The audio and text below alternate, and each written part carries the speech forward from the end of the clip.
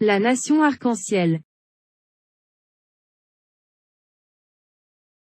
Peuplée depuis plus de 40 000 ans, l'Afrique du Sud connut moult occupations, africaines et européennes, des palanquées de guerre et accéda finalement à l'indépendance en 1910.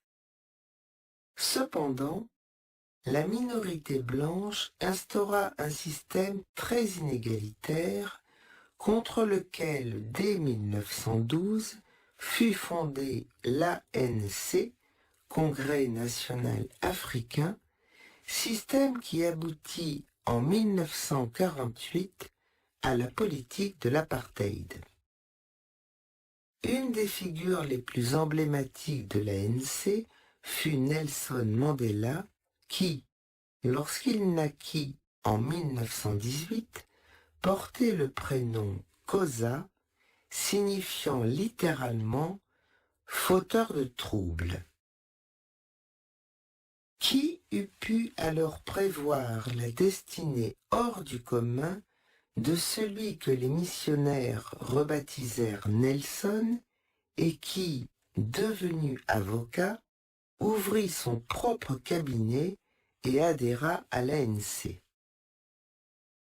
La lutte militante fut d'abord pacifiste, inspirée par Gandhi, mais les tenants de l'apartheid renforcèrent la répression, ce qui contraignit l'ANC à des actions plus radicales.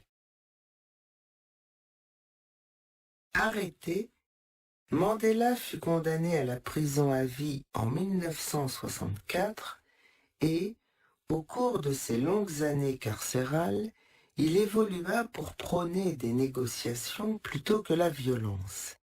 La meilleure arme, c'est s'asseoir et parler. Lorsqu'il sortit de prison le 11 février 1990, le matricule 466-64 était un des plus vieux prisonniers politiques du monde et était devenu un archétype du XXe siècle pour l'égalité entre les hommes et la lutte contre le racisme.